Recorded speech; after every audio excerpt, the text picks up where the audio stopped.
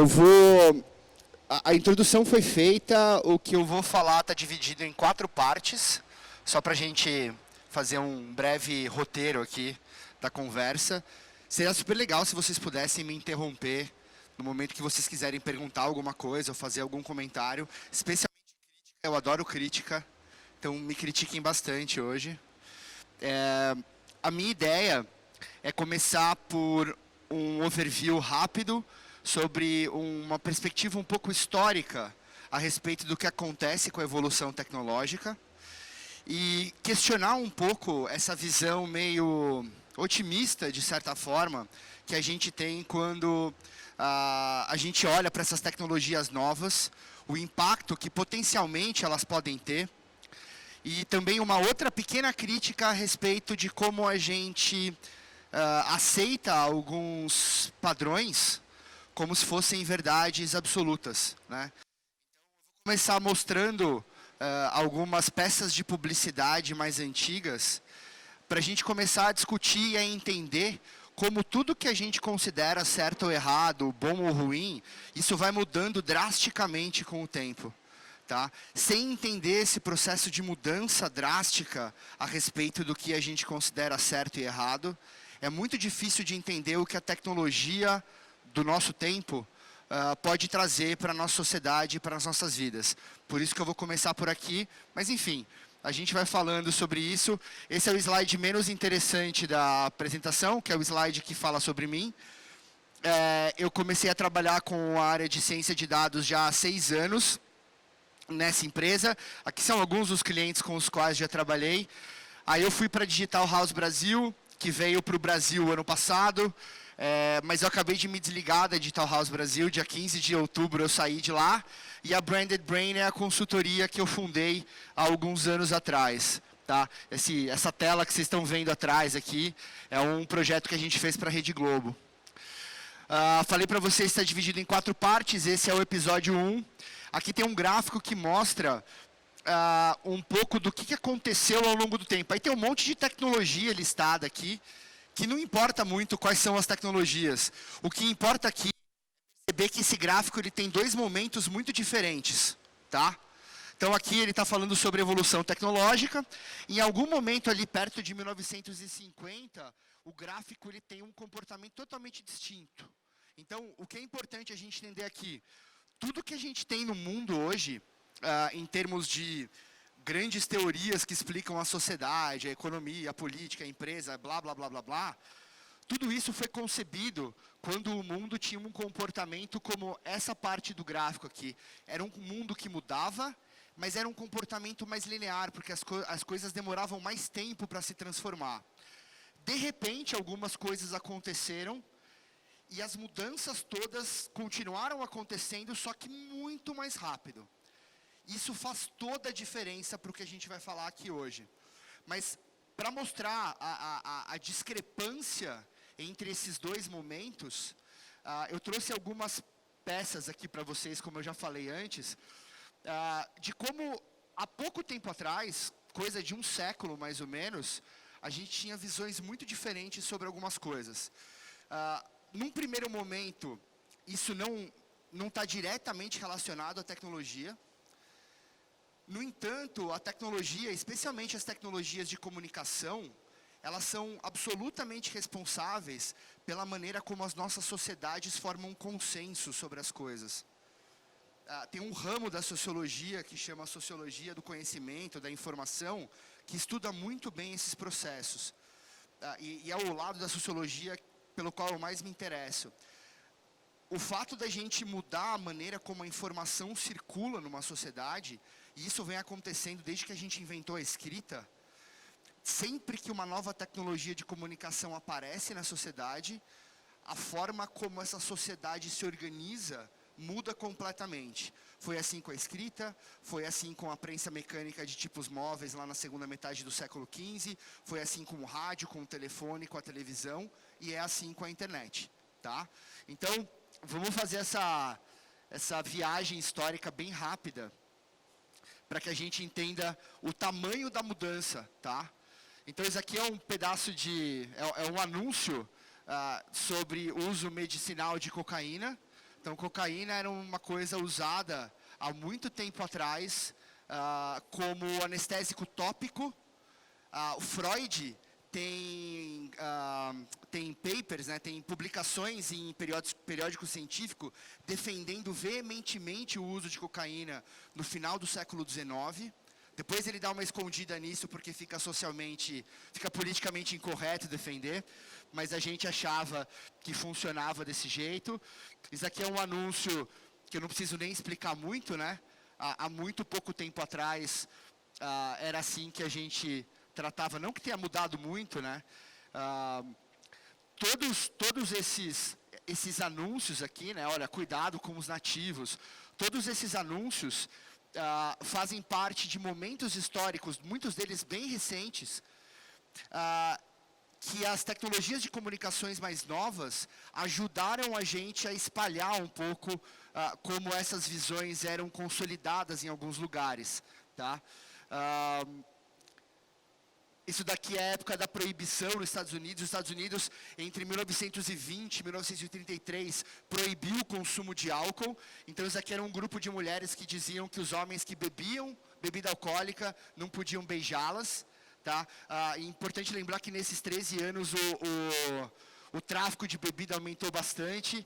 Então, aqui explicando por que o álcool faz mal. Isso aqui era um infográfico lá da década de 20, mostrando como que o álcool era ruim para o corpo, porque a sociedade norte-americana negou veementemente o consumo de álcool. Aqui, como que você pode consumir cocaína de um jeito saudável. E detalhe, é 1976, não é tão antigo, tá? Nos Estados Unidos, até o Nixon, até a década de 70, era amplamente permitido consumir cocaína. Deixa a mulher onde ela pertence, no chão, né? Também é um anúncio bem recente. Eu acho que tem muito a ver a gente discutir essas questões num evento como esse. Outro anúncio bacana, né? Quando a gente vê essas coisas, é tão fácil de abrir esse ketchup que até uma mulher consegue. Ou alguma coisa que você pode fazer. Se seu marido descobrir, olha o que vai acontecer com você. O presente da mulher, né? A posição que ela está. Ou então esse estereótipo da mulher nervosa, né? Então, um benzodiazepínico aqui, um remédio para acalmar as pessoas, e é sempre a mulher que está sendo representada dessa maneira. A mulher que serve o homem trabalhador, né? Assopra a fumaça na cara dela que ela vai te seguir por onde você quiser. E aí a gente chega na história de uma mulher muito interessante. Bom, para que tudo isso? Para mostrar que os nossos conceitos de certo e errado, eles não são definitivos. Eles vão mudando com o tempo. Então, quando eu for falar do que a tecnologia está causando para a gente hoje, a primeira reação que a gente vai ter é uma reação de repulsa. Não, isso é Black Mirror. Isso não vai acontecer comigo, isso é ficção científica. Mas, na verdade, o jeito que a gente classifica as coisas muda de uma maneira tão imperceptível que de repente o troço está instalado e a gente nem percebeu. E aí é tarde demais. Então é por isso que é importante a gente conseguir discutir sobre isso antes que essas coisas que eu vou mostrar comecem a acontecer em uma escala maior do que já está rolando agora. Tá? Essa mulher é uma mulher chamada Henrietta Lacks. Alguém já ouviu falar de uma mulher chamada Henrietta Lacks? Levanta a mão. Já? Boa. Fazer uma outra pergunta. Alguém conhece alguém de família, amigo, que já teve, que já se recuperou de um câncer, que fez um tratamento e recuperou? Levanta a mão. Vocês precisam agradecer a essa mulher pelo fato dos seus familiares ou amigos terem se recuperado disso. A Henrietta Lacks, em 1951, ela sentia muitas dores, ela foi a um hospital, o hospital tirou sangue da Henrietta Lacks. A Henrietta Lacks era uma mulher negra. Lá na década de 50, nos Estados Unidos, era muito pior do que é hoje, nesse sentido racial, né? Não que hoje seja bom, né? Longe disso. E eles tiraram um exemplar de sangue da Henrietta Lacks, descobriram que ela tinha um câncer absolutamente agressivo, e ela veio a morrer pouco tempo depois. Só que o médico percebeu que nas placas que ele tinha pingado lá o sanguinho da Henrietta Lacks para fazer cultura de célula, as células da Henrietta Lacks não morreram. E ele percebeu que a célula dela, além de não morrer, era super resistente e se dividia muito rápido. Então eles começaram a criar culturas de células cancerígenas, vindas dessa senhora, que não morriam. Elas até receberam um apelido de HeLa, H-E-L-A, né, que é H-E de Henrietta e L-A de Lex. Então essa cultura é conhecida, essa cultura de células é conhecida na comunidade médica como HeLa. E existem mais de 2.000 patentes e sem número de estudos publicados em cima das células dessa mulher. A terceira geração da família dessa mulher continua pobre nos Estados Unidos. Eles já tentaram entrar com 2 ou 3 ações judiciais, dizendo que foi errado aquilo que tinham feito com as células da avó, e nunca ganharam 1 centavo. E existem mais de 2.000 patentes registradas em nome de células de uma pessoa. Qual que foi o argumento da justiça americana e por que isso é tão importante para o que a gente está discutindo aqui? O argumento da justiça americana foi, na época em que tiraram o sangue dessa mulher, não existia legislação que determinava como a gente precisava cuidar disso. Então, como não existia legislação, não tem nenhum direito para a gente discutir aqui. Nada muito diferente do que vai acontecer com os nossos dados digitais em muito pouco tempo. Tentem entrar com um processo contra o Facebook por algum vazamento de dados de vocês. Não vai acontecer nada. E vai continuar não acontecendo nada daqui em diante. Em que pese os esforços por uma legislação diferente, que é uma outra discussão aqui. Tá? Então, esse problema de invasão de privacidade, vazamento de dados, já aconteceu com dados genéticos de uma pessoa. Muitas empresas ganharam muito dinheiro com esses dados genéticos e o mesmo padrão vai acontecer com os nossos dados digitais. E com os nossos dados genéticos que vão ser digitalizados muito em breve. Tá? Eu trouxe um exemplo para falar sobre isso daqui a pouco. O que aconteceu com a Henrietta Lacks vai acontecer com todos nós em níveis diferentes. Os nossos dados vão ser cada vez mais utilizados. Vai ser muito difícil desfazer o que a internet já fez nos últimos 20 anos. E é a partir disso que a gente tem que começar a discutir os temas do que a tecnologia vai fazer com a gente quando as mudanças aceleram. Então, volto para aquele mesmo gráfico e venho falar de vocês agora do lado de cá, né, naquela segunda metade. Então, esse é o mundo que a gente vive hoje. Essas tecnologias listadas aqui, pelo menos algumas delas, são tecnologias que pariram o mundo que a gente vive hoje. E se a gente for considerar essa área da informática, é tão estranho falar informática, né? Parece uma palavra do século XIX. É um movimento ainda mais recente. Então, a gente pega ali, década de 70, as empresas começam a comprar hardware. Meio da década de 80 é a década do computador pessoal. Meio da década de 90 é a década da internet, que a internet vem a público. A internet é um projeto militar gigantesco. E aqui cabe uma parte. A gente vive ouvindo aí nos discursos políticos, no jornal, na TV, etc., na internet, sei lá, falando sobre a questão do investimento do Estado, que tem que privatizar tudo e blá, blá, blá, blá, blá. A internet e toda a área do Vale do Silício só aconteceu do jeito que aconteceu por pesados investimentos estatais do governo norte-americano disfarçados de verba militar e de defesa.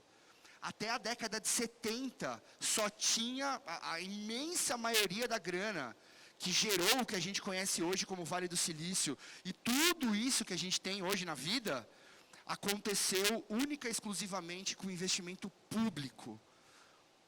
Apesar de toda a narrativa do Vale do Silício ser desse empresário, cavaleiro, solitário, que tem uma ideia brilhante, resolve tudo sozinho, isso é só a parte florida da história. Por trás, tem décadas de investimento público. E sem o investimento público, nada disso teria acontecido. Tá? Só para vocês terem uma ideia de grandeza, a verba de defesa dos Estados Unidos é maior do que... Pega os 10 países que investem mais em defesa no mundo, soma os 9 primeiros, não dá o que os Estados Unidos investe. Então, tem muito investimento indo para a pesquisa básica. investimento público. E a nossa narrativa aqui é uma narrativa totalmente diferente disso, e estão sucateando nossa educação, nossa pesquisa, nossa universidade, em nome de quê eu não sei. Mas é importante a gente colocar isso dentro de um contexto, tá? Voltando aqui para o nosso raciocínio, a gente está falando de um movimento muito rápido aqui. Para vocês terem uma ideia, o primeiro telefone sem botão é o iPhone de 2007. Hoje a gente tem quase 2 smartphones por pessoa no Brasil, em média. A gente demorou menos de 10 anos para chegar nesse número. Para vocês terem uma ideia da velocidade, que a gente está falando de velocidade aqui, para a gente ter um televisor por pessoa, segundo algumas fontes de dados, a gente demorou mais de 60 anos no Brasil. E demorou menos de 10 para ter 2 smartphones por habitante. Olha a diferença de velocidade. Uma outra coisa importante também é um fenômeno que está acontecendo. Isso aqui é um estudo de setembro de 2019, que mostra que em todos os países que o acesso à internet cresceu, o nível de aprovação do governo cai. Então, repara, aqui são países em que a internet é liberada para acesso de todo mundo. Quando você libera a internet para todo mundo, o nível de confiança do governo cai. E aqui são países que controlam o acesso à internet, como a China. Olha o que acontece com a aprovação do governo. Então, não tem como não falar que a tecnologia nova impacta, como eu falei no início. E olha que interessante isso também. Em todos os países que aumentam o acesso à internet, os extremos ideológicos recebem mais apoio. Então, tanto a extrema-direita quanto a extrema-esquerda começam a ter mais destaque. A gente pode discutir aqui por horas o porquê que isso acontece, mas é importante a gente olhar para isso única e exclusivamente com a ideia de que sempre que eu mudo a tecnologia de comunicação, eu mudo como a informação funciona, e aí eu mudo a sociedade como um todo. Tá? Só para vocês terem uma ideia de como isso acontece na prática, um estudo super atual. Um dos resultados dessa evolução exponencial da tecnologia é um fenômeno chamado explosão informacional. Nos últimos 3 anos, mais ou menos, a gente já produziu mais informação contabilizada em bytes do que em toda a nossa história somada, desde a invenção da escrita. E isso só vai aumentar. Para vocês terem uma ideia disso, lá em 86, a gente tinha o equivalente a 1 CD de informação por pessoa. E hoje a gente produz mais de 2,5 quintilhões de bytes por dia. É 2,5 seguido de 18 zeros, para vocês terem uma ideia. E aí eu gosto de pegar essa explosão informacional e dividir ela em 2 forças. Hiperconectividade e hiperdigitalização. Quem tem smartwatch aqui? Levanta a mão. Os últimos smartwatches, eles vêm aqui com um hardware que capta informação sobre o seu batimento cardíaco. Então, pela primeira vez na história, a gente vai ter dado de batimento cardíaco 24 horas por dia, 7 dias por semana, 365 dias por ano e assim por diante. Super legal. Eu vou dar 2 desdobramentos dessa nova fonte de dado. É um dado que a gente nunca teve à disposição. Tá? Ele faz parte desse fenômeno de explosão informacional. Eu vou fazer um aplicativo que vai pegar dados do meu batimento cardíaco, dados do meu iFood, do meu deslocamento, do meu gasto com cartão de crédito, da minha rede social, e seja lá quantas fontes de dados a gente quiser. Eles vão cruzar essas informações e comparar o que está acontecendo comigo, com milhões de pessoas que também usam o aplicativo, e vão chegar num momento que vão falar assim, Zé, você tem 96% de chance de ter um ataque cardíaco nas próximas 4 horas, eu já pedi um Uber para você ir para o hospital mais próximo. E vai salvar a vida de muita gente. Isso vai ser sensacional. Mas isso vai ter um outro lado. Como sempre, qualquer tecnologia, a gente comete um erro muito grande. A gente da nossa época, mas outras épocas também faziam isso. A gente sempre toma a tecnologia única e exclusivamente pelos seus atributos técnicos. Então, a gente pega ali o atributo técnico da tecnologia, a gente lê, geralmente esses atributos são incríveis, e a gente pensa o seguinte, se é tão legal, se pode fazer tudo isso que está falando que pode, só pode fazer bem. A gente pega os atributos técnicos e acha que a tecnologia é só aquilo. A tecnologia não tem nada a ver com o atributo técnico que ela tem. A tecnologia tem a ver com o uso e com o contexto em que ela é aplicada. E tudo isso é uma dimensão humana da tecnologia. Isso é política, isso é uma série de outras coisas que não tem nada de técnico. É isso que faz a diferença no uso da tecnologia, e não o potencial técnico que ela tem de processar 1 bilhão de informações por segundo. Isso pouco importa. Isso pouco importa. O que importa é o uso que a gente dá para ela. Só que a nossa discussão, especialmente nessas bolhas de inovação, tecnologia e tal, estão sempre focadas no atributo técnico e no potencial bem que aquilo pode fazer para a gente. Não que isso não exista, é fundamental que a gente fale sobre isso também. Mas é importante que a gente olhe para o outro lado, porque senão a gente fica cego para o risco. E esse pode ser o nosso principal erro. Tá? Quem assistiu Chernobyl aqui, vai ver essa história muito bem contada no que aconteceu lá em 1986. Falei o ponto positivo, que o aplicativo vai salvar minha vida, e agora eu vou falar um pouco sobre um ponto negativo. Então imaginem que eu trabalho com publicidade. Tem algum publicitário aqui? E aí eu estou lá, hoje quando a publicidade virou digital, ela metrificou a atenção. Publicidade e marketing é um mercado que disputa a atenção das pessoas, simplificando. E quando a gente foi para o digital, a gente metrificou isso, contabilizando o tempo. Então, se eu faço uma campanha no YouTube, por exemplo, eu contabilizo quanto tempo eu assisti o vídeo do meu produto, e aí eu faço uma inferência.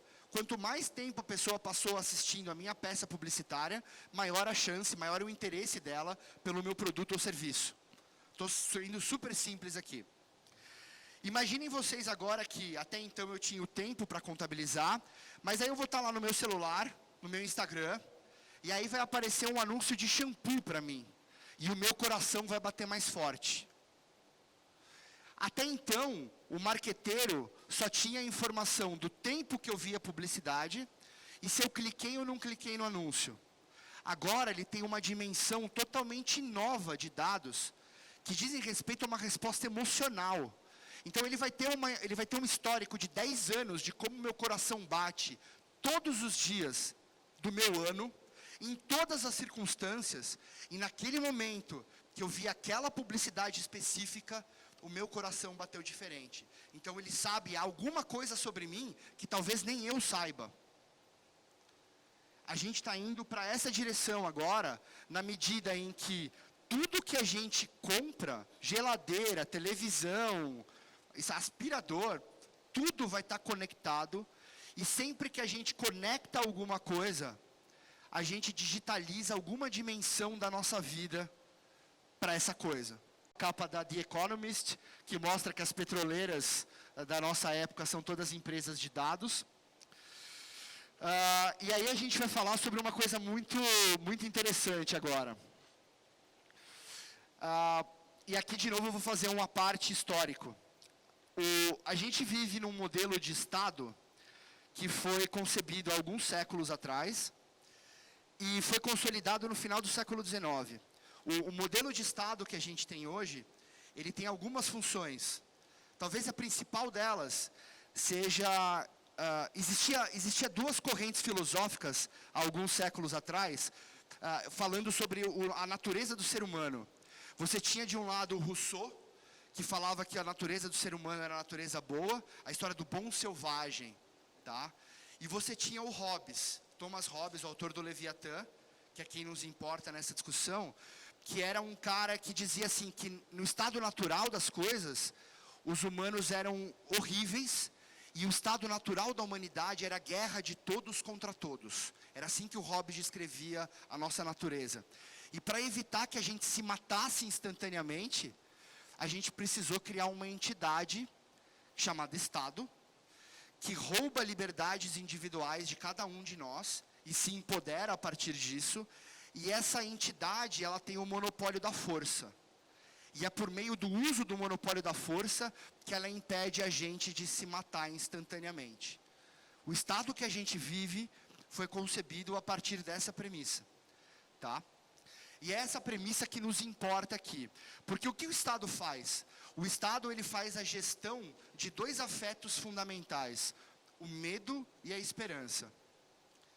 Medo e esperança são dois afetos com estruturas muito similares, apesar de muito distintos.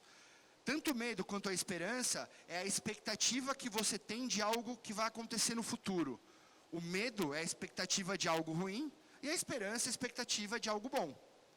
E o Estado faz a gestão dessas duas coisas. Se descobriu, com o passar do tempo, que a hora que você aumenta a sensação de medo por parte das pessoas, elas ficam cada vez mais dispostas de ceder liberdade individual em troca de proteção. Então o Estado aumenta a nossa sensação de medo, a violência só cresce, todo mundo vai morrer, blá, blá, blá, blá, blá, blá, blá. A gente fica com muito medo, e aí o que a gente faz?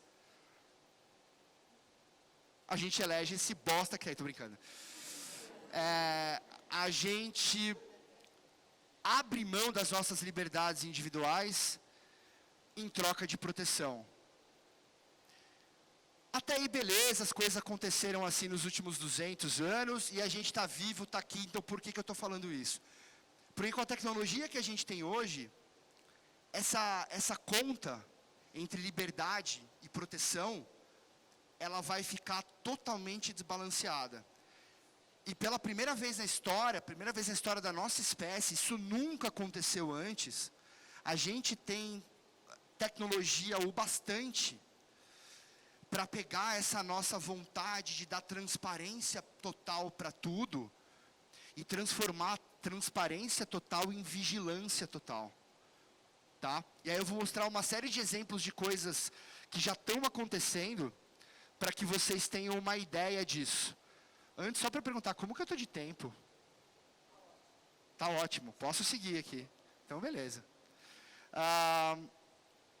Contei para vocês que a internet era um projeto militar, que o Vale do Silício sempre recebeu muita verba do Ministério da Defesa dos Estados Unidos. E isso faz com que essas grandes companhias tenham relações muito íntimas com as agências de segurança nos Estados Unidos. Tá?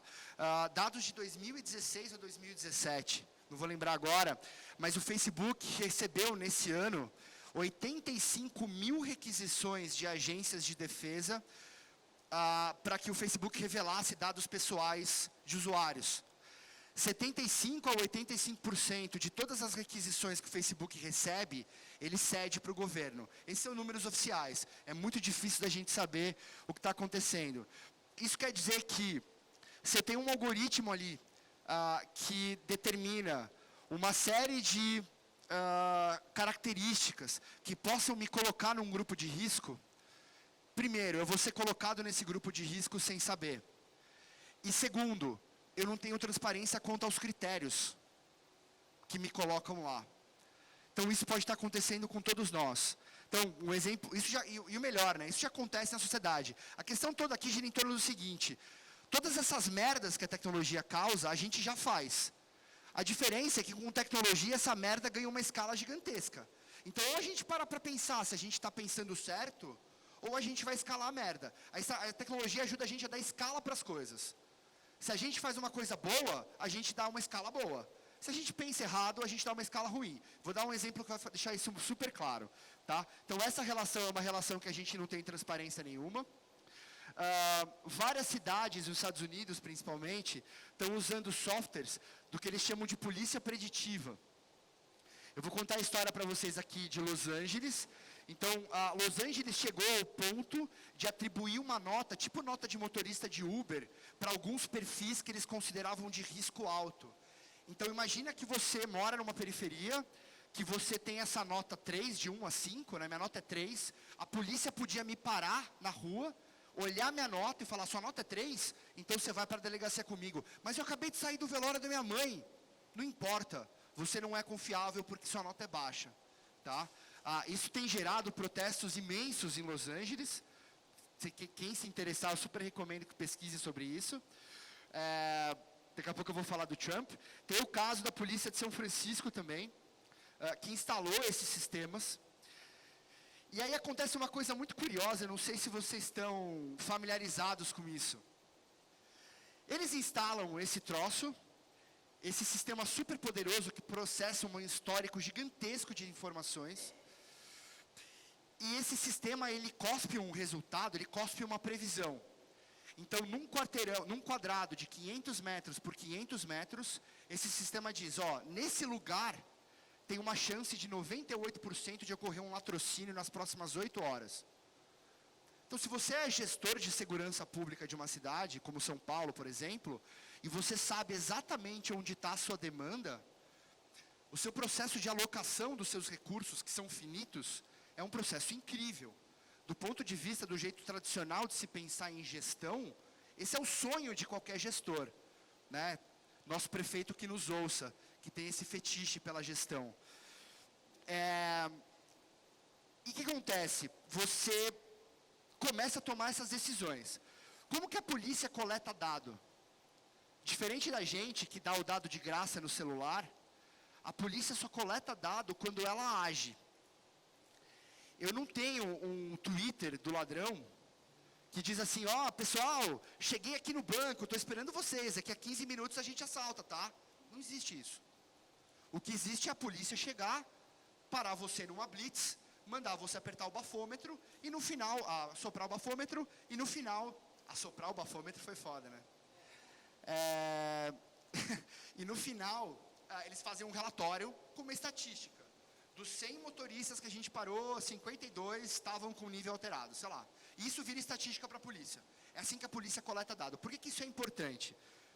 Porque em todo o processo de análise de inteligência artificial, ciência de dados, algoritmos e blá blá blá, a qualidade da análise do resultado que você chega no final depende muito da característica do seu banco de dados. Todo mundo que fez TCC na faculdade e que precisou entrevistar um grupo de pessoas, vai lembrar que a sua amostra precisava ser uma amostra representativa. Então, se o meu histórico de dados, por maior que ele seja, ele pode ter 800 trilhões de terabytes de alguma coisa. Se ele não for representativo da população, ele não me serve de nada. Por quê? Porque ele só vai cuspir resultado enviesado. E foi isso que começou a acontecer com a polícia na cidade de São Francisco. E é isso que vai acontecer com qualquer polícia em qualquer lugar, se continuar a pegar o mesmo jeito que sempre pensou e simplesmente plugar uma tecnologia nova, tá? O que começou a acontecer? A polícia começou a ver que tinha mais dados de violência em áreas periféricas, nada muito diferente da nossa realidade, não é mesmo? A polícia se deslocou mais para áreas periféricas, e como a coleta de dado policial se baseia na ação policial, eu comecei a ter cada vez mais informação sobre área periférica, em detrimento de áreas mais centrais e mais ricas. O poder coercitivo do Estado, o poder de polícia do Estado, começa a recair de maneira totalmente desproporcional em cima dessas populações periféricas. No caso americano, imigrantes, negros, pobres de uma forma geral e assim por diante. Só que olha que maravilha, os indicadores de segurança melhoraram. E essa é a coisa mais pirada que essas tecnologias novas podem fazer. Por isso que é tão importante a gente pensar sobre o uso delas. Porque a gente consegue resolver um problema mesmo piorando o problema. O que eu quero dizer com isso? Dados brasileiros, tá? Vamos transportar o raciocínio para o Brasil. Cerca de 60 mil mortes por violência urbana todos os anos, mais do que todos os conflitos armados somados no mundo inteiro. Pega tudo que está tendo de guerra no mundo, soma, não dá morte no Brasil. Nos Estados Unidos, acho que no Rio de Janeiro são 5 mortes por dia. Morre muito policial, tá surreal, a gente vive numa guerra civil. Números de guerra civil. Desses 60 mil, 72% são jovens, negros, homens, pobres, de 18 a 24 anos.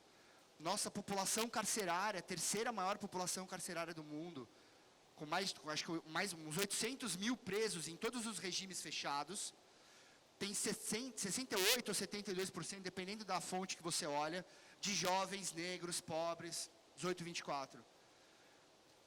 A gente não tem uma polícia de segurança pública. A gente tem uma política de perseguição de uma parcela específica da sociedade, de uma herança histórica que a gente ainda não conseguiu resolver.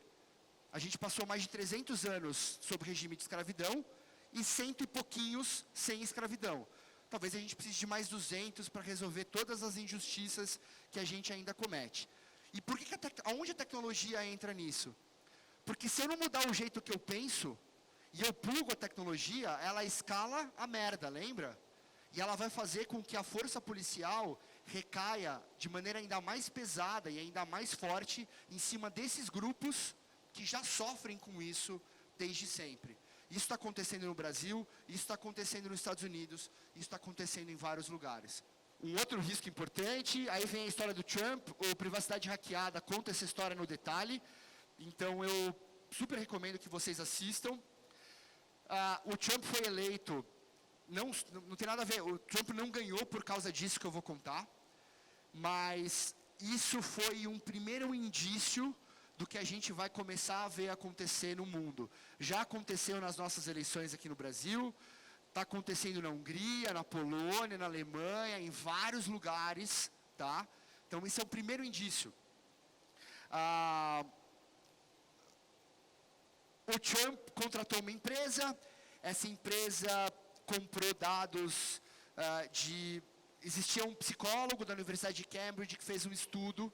Esse estudo dele chegou a reunir 70 milhões de usuários do Facebook, não diretamente, né, mas por causa de um recurso que o Facebook tinha. E essa empresa comprou essa base de dados, mais de 70 milhões de pessoas, né, que foi aquele escândalo que estourou no começo do ano passado. No fim, eles tinham informações sobre 200 e tantos milhões de americanos, que era basicamente a população que vota nos Estados Unidos. Eles tinham até 7.000 rastros digitais por indivíduo. Então, uma compra na internet é um rastro digital. Um check-in não sei aonde é um rastro digital. Um stories que eu faço aqui no Parque Ibirapuera é um rastro digital. 7.000 dessas informações por pessoas, por indivíduo, né? E eles falaram eles compraram dados de mais de 57 fontes diferentes. Dado de empresa de cartão de crédito, loja de departamento, televisão, empresa de telefonia, tudo que vocês possam imaginar. Aí eles montaram um modelo absolutamente complexo, e eles entenderam o seguinte: quem vai votar democrata eu não quero nem conversar, quem vai votar republicano eu não quero nem conversar. Eu quero conversar com um perfil psicológico, que eles tinham feito um mapeamento de perfis psicológicos, muito específico, e é em cima dessas pessoas que eu vou atuar. Como se dá principalmente a atuação? Como eu falei antes, pelo aumento da sensação de medo. Cerca de 70 mil pessoas, num país em que mais de 200 milhões votam, decidiram a eleição americana a favor do Trump. Cerca de 70 mil pessoas. Assistam o documentário que eles vão contar essa história com muito detalhe. O que me importa aqui é o seguinte: o Trump não parou de fazer isso. Isso daqui são dados desse ano. No primeiro semestre, eles gastaram mais de 16 milhões de dólares com publicidade direcionada para estados americanos que fazem fronteira com o México, aumentando a sensação de medo. Estado de emergência, aumenta a sensação de medo, para que as pessoas pressionem os seus congressistas a construírem o tal muro que ele quer fazer. Mas olha o efeito colateral disso. Nessa última vez que teve 2 tiroteios lá nos Estados Unidos, em 2 cidades diferentes, o atirador de El Paso tinha nas suas postagens grande parte do discurso e das campanhas publicitárias do presidente. Então ele dizia: eles vão invadir o país a qualquer momento, eu preciso evitar que isso aconteça. Então, às vezes você sobe tanto a sensação de medo, que vai ter um perfil muito específico de pessoa que vai tomar uma decisão drástica. A gente chega na China, quantos minutos eu tenho? Todos que eu quiser.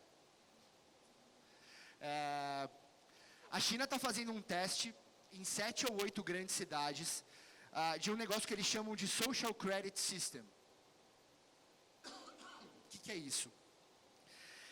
É um tipo de pontuação que todos os habitantes da China vão receber por bom comportamento. Até o ano que vem, provavelmente, esse sistema vai estar em operação nacionalmente. E hoje você tem testes que variam em escalas de 700, 800 e 900 pontos. Não importa a pontuação, o que me importa é o seguinte: se eu tenho uma pontuação muito alta, eu sou um bom cidadão. E se eu sou um bom cidadão, quando eu entro, sei lá, no Booking.com para reservar um hotel, eu não preciso colocar meu cartão de crédito, porque eu sou de confiança. Quando eu sou um mau cidadão, eu começo a ter uma série de serviços bloqueados. No canal da The Economist, no YouTube, tem um vídeo contando a história de um jornalista chinês crítico ao governo.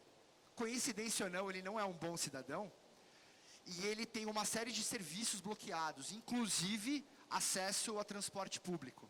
Em várias cidades grandes da China, a China é o lugar em que essas tecnologias de dados são as mais avançadas do mundo, mais que nos Estados Unidos, especialmente a parte de inteligência artificial, reconhecimento facial e tal. Então, em várias cidades, você faz compra no mercado usando o rosto como identificador, você faz check-in no aeroporto usando o rosto, acessa transporte público usando o rosto, e esse cara, quando chega no transporte público, a pontuação dele é tão baixa que a mensagem que ele recebe na tela é: você está legalmente impedido de acessar esse serviço em virtude da sua pontuação. Tá? Nesse vídeo da The Economist tem isso em detalhes. Aí tem vídeo da Vox, tem um monte de outros vídeos interessantes sobre isso. Até 2021, a China vai instalar 570 milhões, mais, né? Já tem uma série delas instaladas. 570 milhões de câmeras de segurança com tecnologia de reconhecimento facial embarcado. Isso significa que quando você está andando na rua e você vai atravessar a rua no lugar errado, vai detectar sua identidade e baixar sua pontuação em tempo real. Se você vai no mercado 3 vezes na semana e compra muito álcool, isso não é típico de um bom cidadão, isso vai fazer a sua pontuação baixar. Eles têm algoritmos na China que associam trejeitos e comportamentos não verbal a tendências homossexuais, que lá para eles é algo errado. E isso baixa a pontuação do cidadão ideal também. Tá? Isso já está acontecendo na China. Eles estão instalando uns telões em áreas de grande circulação, que é tipo um funcionário do mês ao contrário. Então mostra a cara lá do cidadão que tem a pontuação baixa, mostra a pontuação baixa que ele tem, para que todo mundo veja que ele não é uma boa pessoa, e quem sabe assim ele melhore. E aí tem uma outra questão lá da China, existe uma minoria de origem muçulmana na China, chamada Uigurs, que tem uma participação considerável ali em uma determinada região da China. Eles estão usando essa tecnologia de reconhecimento facial para fazer uma limpeza étnica de grandes proporções em território chinês. Já existe mais de 1 milhão de pessoas dessa etnia que foram deslocados usando tecnologia de ponta para campos de reeducação em áreas remotas da China. E hoje a China usa tecnologia de ponta para ser o país responsável pelo maior encarceramento em massa do mundo, enquanto a gente fala. Tudo isso em nome de uma limpeza étnica, porque essas pessoas não representam os padrões de um chinês ideal. Né? A última vez que a gente ouviu falar sobre isso, o cara tinha uma franjinha safada, um bigode safado, gritava, e felizmente não tinha toda a tecnologia que a gente tem hoje. Tá? Talvez fosse o sonho dele. Felizmente não foi, mas a gente está indo para um caminho bem parecido. Outra história muito interessante, o Intercept, que ficou famoso aqui no Brasil recentemente, recebeu e-mails de funcionários do Google que revelaram para os Estados Unidos que a China havia contratado o Google para construir um sistema de busca com censura embarcada. Então, olha que louco isso, que tem um pouco a ver com o que a gente estava discutindo aqui no começo, né? Quando a gente começou a ouvir falar sobre a internet, a gente achava que isso ia abrir as portas para tudo. Era liberdade, acesso livre à informação e tal. A China está fazendo exatamente o contrário, usando a mesma tecnologia. Por isso que não me importa o atributo, o que me importa é o uso. A China fechou todas as portas da internet dela. Então, quando você quer buscar informação sobre a primavera de Pequim, a treta que rolou lá na década de 80, você só encontra fontes chinesas.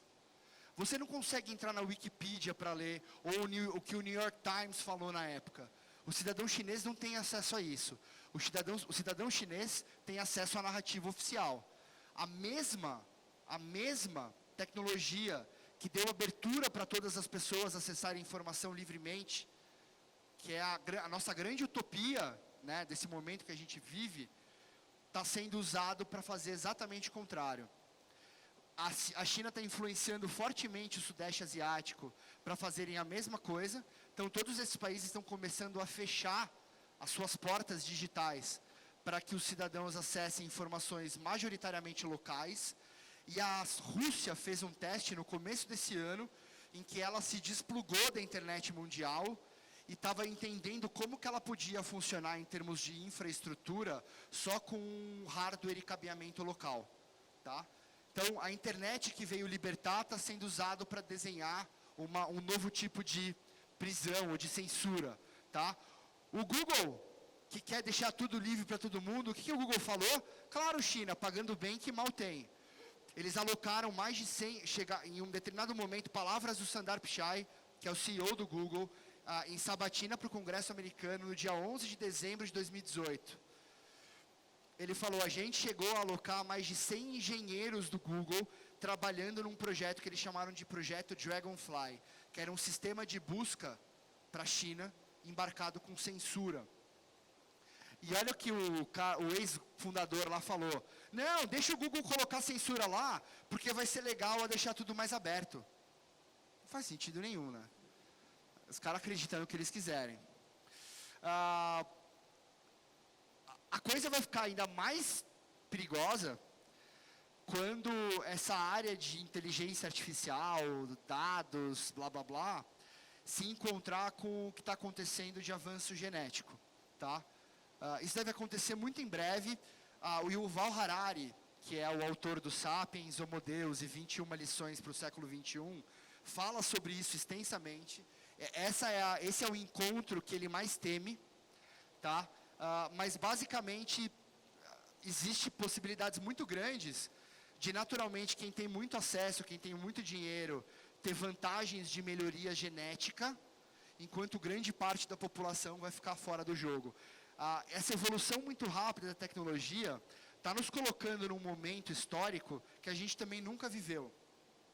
Quando a automação chegou na indústria, há 60, 80 anos atrás, aquela pessoa que trabalhava numa linha de montagem apertando um parafuso foi substituída por uma máquina que aperta muito mais parafuso. Né? Legal. Essa pessoa fez o quê? Perdeu o emprego. Aí ela saiu de uma posição que tem baixa exigência de conhecimento, enfim, de formação acadêmica, etc., para uma outra posição no setor de serviço. Então, por exemplo, ela deixou de ser torneiro mecânico e virou presidente. Estou brincando. Deixou de ser torneiro mecânico, vocês estão muito sérios. Deixou de ser torneiro mecânico e foi trabalhar, sei lá, como frentista num posto. Nada contra frentista no posto, nada contra torneiro mecânico. Estou dando 2 exemplos de uma posição que não exige mestrado. Tá? De qualquer maneira, a força de trabalho humana ainda era fundamental para fazer a economia girar. A gente está entrando numa fase agora em que todo esse avanço tecnológico vai tornar a nossa força de trabalho inútil. A economia, o mercado, seja lá qual for o nome do seu amigo imaginário favorito, vai andar sem que a gente precise fornecer força de trabalho. Então, a gente está chegando num momento, e vários autores falam sobre isso, em que a gente vai ter uma classe de inúteis na sociedade, que são pessoas que são desnecessárias para fazer o motor da economia girar. Porque o motor da economia vai girar cada vez mais sozinho. Vai precisar cada vez de menos gente para isso. Aí alguém pode falar, não, mas eu li que a tecnologia vai criar muitos empregos. Sem dúvida nenhuma, a tecnologia vai criar mesmo muitos empregos.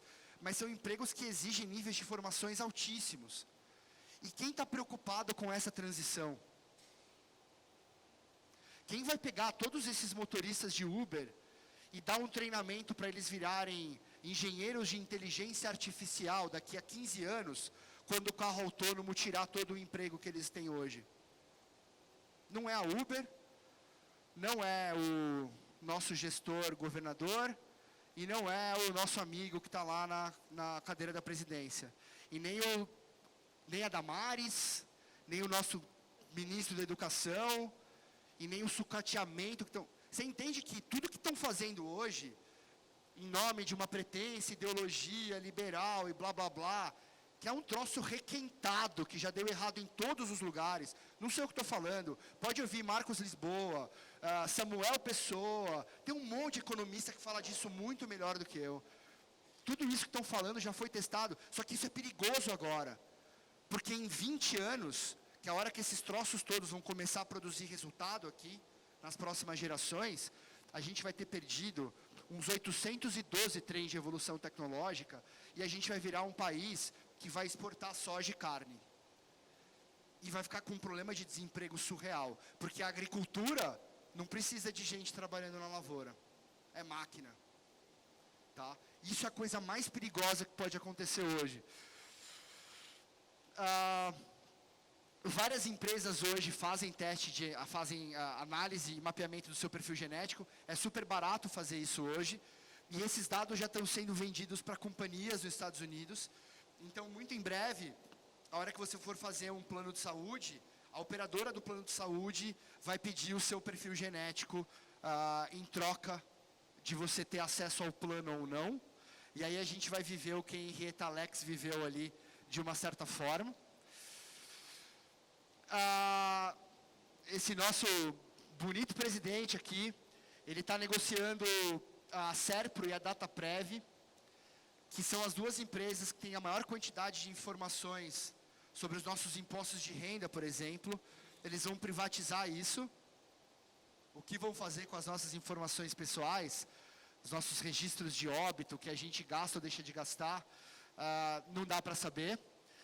Aqui é o exemplo, contei da China, da câmera, da tecnologia de ponta. Claro que foram fazer isso no Rio de Janeiro, né? E colocaram ali 20 câmerazinhas na Rocinha? Não, claro que não. O governo está cagando para o pobre. Colocou na Zona Sul para cuidar do branco. E aí o que aconteceu? O algoritmo falou assim, essa mulher, ela é 80% parecida com uma mulher procurada. O que o policial fez, coitado? Prendeu a mulher. Chegou na delegacia, não só descobriu que ela não era a pessoa procurada, como a pessoa procurada já tinha sido presa 3 meses atrás. Aí perguntaram ao policial, amigo, e aí, você aprendeu uma pessoa que nem é a pessoa, e a pessoa que está procurando está presa? Ah, não, a culpa é do cara do TI, lá da Polícia Civil, que não arrumou o banco de dados. É assim que a gente leva as coisas. Enquanto isso, a Inglaterra, Londres é a cidade com o maior número de câmeras de segurança por habitante. São 11 câmeras de segurança por habitante em média. E eles estão proibindo o uso desse tipo de tecnologia para identificar pessoas em virtude do nível de erro, né? E aqui no Brasil a gente não sabe fazer conta matemática. Eu estou fazendo esses comentários de gosto discutível para ressaltar o problema que a gente está vivendo. Esse boom, essa coisa bacana do avanço tecnológico, vai estar acessível a muito poucas pessoas. É muito legal tudo que a gente pode fazer com a tecnologia nova que tem. Mas isso não significa que todo mundo se beneficia igual. Tá? E tem um monte de exemplo na história de coisas incríveis que primeiro foram acessíveis para algumas pouquíssimas pessoas e só muito tempo depois, com muito trabalho do setor público, isso veio a beneficiar todo mundo. Para vocês não acharem que eu sou um pessimista convicto, eu vou dar um exemplo de antibiótico. Antibiótico é um ótimo exemplo de uma tecnologia que hoje beneficia a todos, de certa forma, de maneira igual. Só que demorou muito tempo para isso acontecer, e isso dependeu muito de política pública. Então, nesse momento em que a gente vive, em que a gente demoniza tudo que é público, e deixa tudo na mão do mercado, o mercado visa lucro. E beleza, é assim que as coisas funcionam. Não é ruim, não é a comunistinha de merda, não é isso. Tudo bem visar lucro, tudo bem funcionar. Tem espaço para todas essas perspectivas na sociedade que a gente vive. Mas se for só o dinheiro que for pautar a decisão, a gente vai ver o nosso setor educacional se transformar nessas grandes fábricas de diploma, que se eu falar o nome aqui, eu nunca mais sou convidado para falar. Entende que você precisa de um outro olhar para produzir um resultado diferente. E a gente tem que discutir, tem corrupção em todas as esferas. Tem corrupção quando a gente fura uma fila, quando a gente não devolve o troco errado que a gente recebeu. Tudo isso é corrupção também. Se a gente for colocar corrupção só no setor público, a gente vai acabar com o setor público e a gente vai tornar o acesso a esses benefícios todos cada vez mais difícil. No mundo que muda tão rápido, a gente não tem tanta alternativa. E todas as decisões que estão sendo tomadas agora vão produzir resultados muito negativos nos próximos 10 e 20 anos. Então, assim, a gente vai demorar talvez 50 ou 60 para dar toda essa volta. E aí vai ser tarde demais. Em 60 anos o mundo vai ser muito diferente do que ele é hoje. Tá?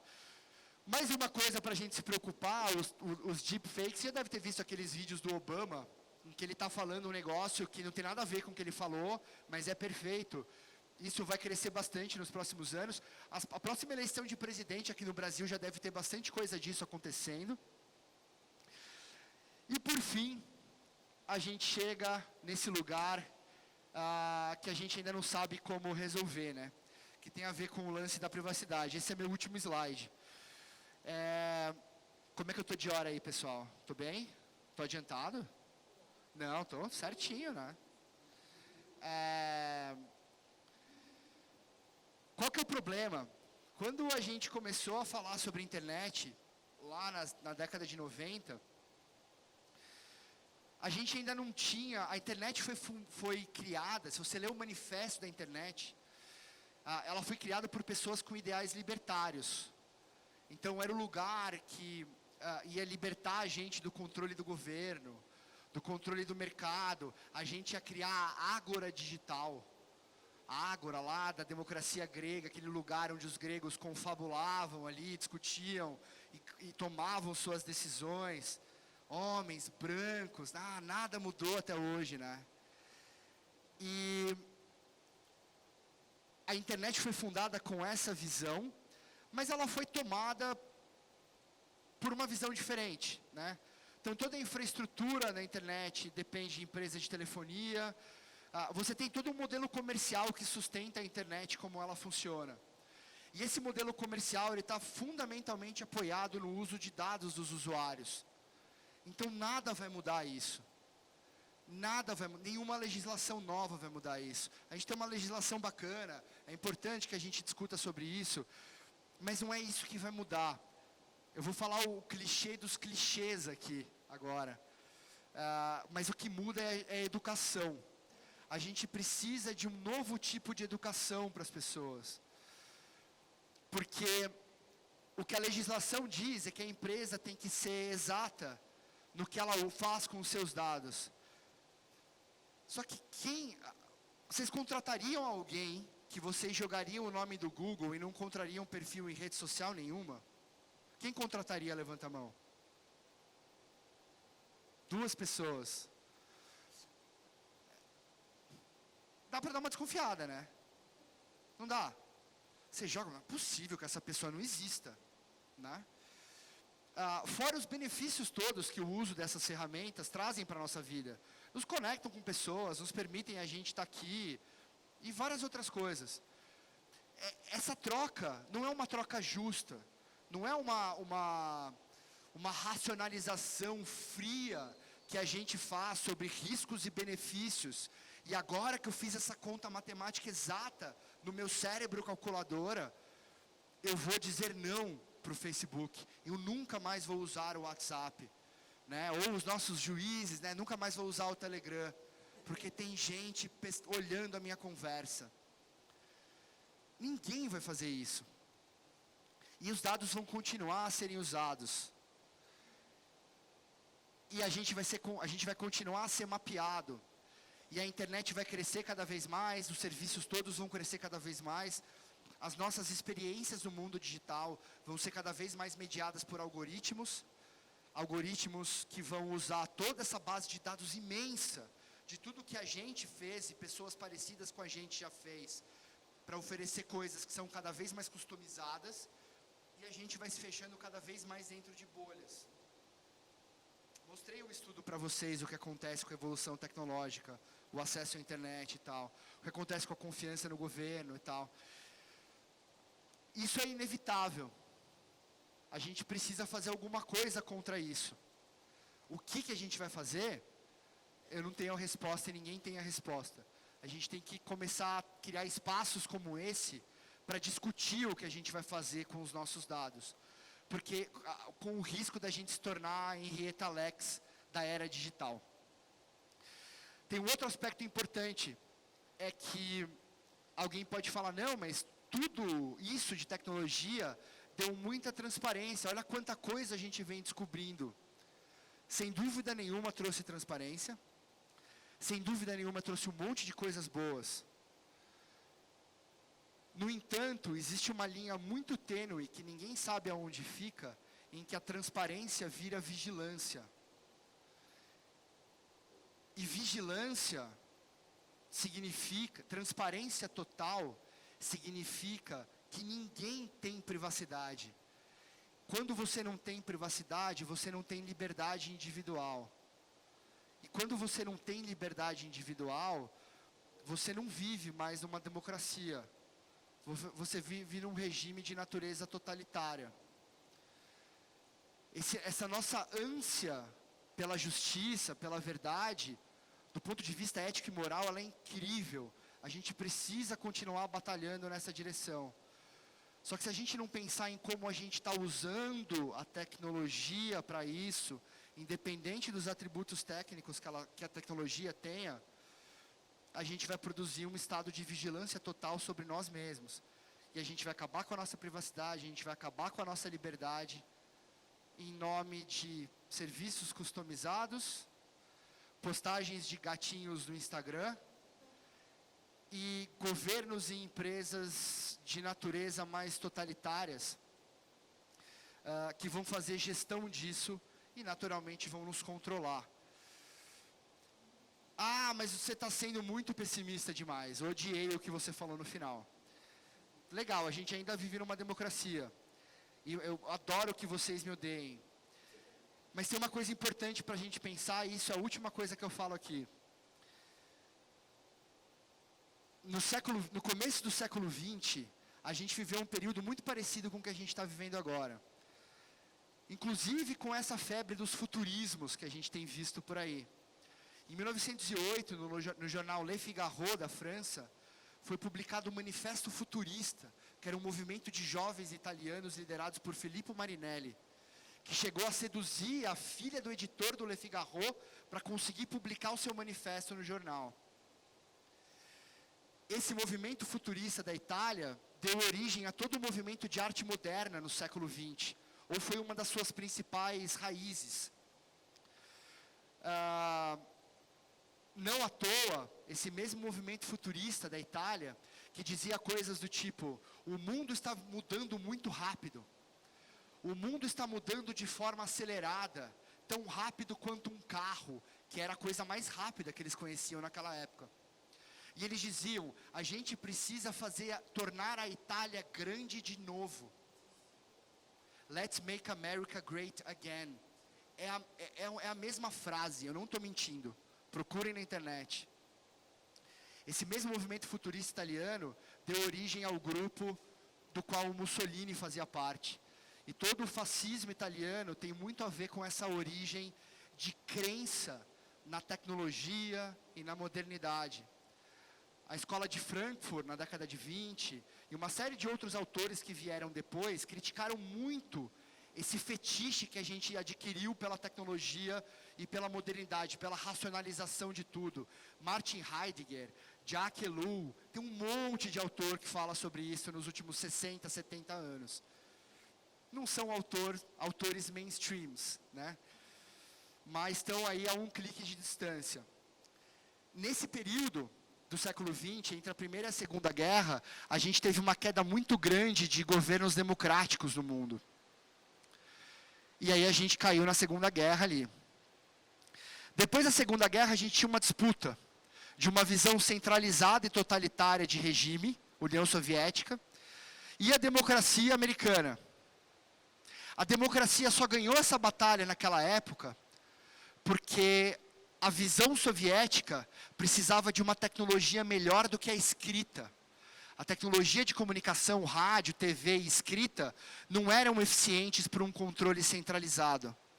O que a gente tem hoje torna o controle centralizado muito mais eficiente, desculpa gritar no ouvido de vocês, muito mais eficiente do que a democracia.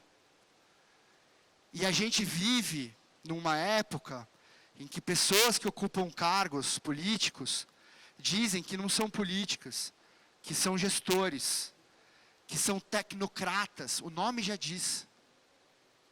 São pessoas que vão atrás da eficiência a qualquer custo. A tecnologia atual vai fazer a eficiência e a ética se dividirem de caminho.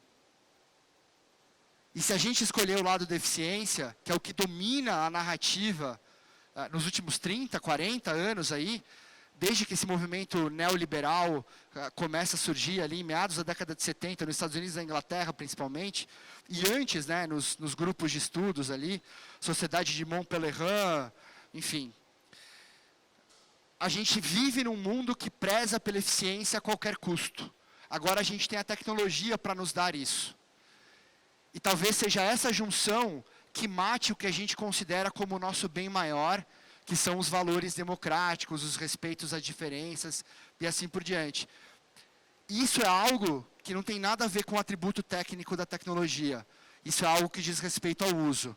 E se diz respeito ao uso, se diz respeito a uma escolha. E se é uma escolha, é algo humano. Então é uma coisa que está na nossa mão. Obrigado, gente. Valeu.